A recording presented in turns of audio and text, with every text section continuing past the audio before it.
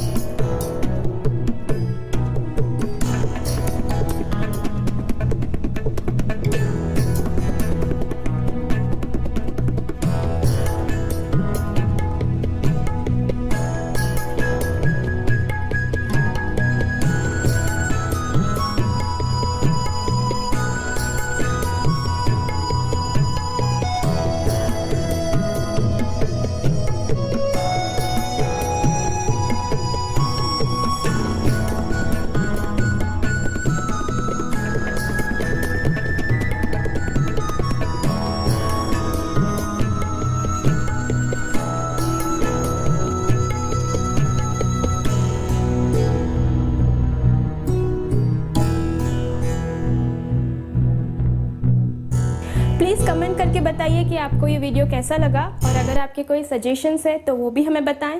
इस चैनल को सब्सक्राइब कीजिए, वीडियो को लाइक कीजिए, शेयर कीजिए। Thank you for watching lockdown diaries. Bye bye.